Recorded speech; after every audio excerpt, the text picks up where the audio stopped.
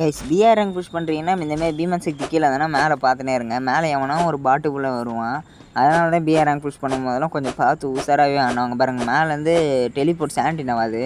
சாண்டனை use பண்ணி கீழே இறங்கிட்டு இருப்பான். நான் கீழே இறங்கி அவன் பக்கத்தில் போயிட்டு தலைக்கிட்ட வச்சேன். அவன் புஷ்ஷுன்னு சாண்டின மரமாக ஸ்கோப் மாறிடுச்சு. டப்பு டப்புன்னு நான் அழுத்தி முடிச்சிட்டேன். கைஸ் நான் அதர் சர்வரில் போய் ரேங்க் புஷ் வீடியோ போகலான்னுக்கிறேன். இப்போ நான் இருக்கிறது வந்து பாகிஸ்தான் சர்வர். என்னமாரி கைஸ் அதர் சர்வரில் ரேங்க் புஷ் பண்ணி வீடியோ போகலான்னு சொல்கிறேன். இந்த வீடியோ தான் first video. Second video already first video போட்டேன். ஆல்ரெடி நான் 10K சப்ஸ்கிரைபர்ஸ்னுக்கிறேன். இன்னும் எனக்கு ஒரு 5K சப்ஸ்கிரைப் பண்ணி என்னோட ட்ரீம் வந்து 15K சப்ஸ்கிரைபு.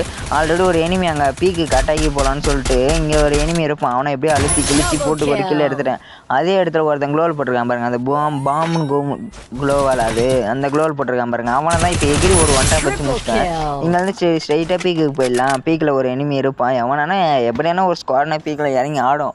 அந்தமாரி தான் நான் சோலோ மேட்ச் வச்சுருந்தேன். ஸ்ட்ரைட்டாக பீக்குக்கு போயிடலான்னு சொல்லிட்டு இங்கே லைட்டாக கொஞ்சம் லூட்லாம் எடுத்துன்னு போனேன்.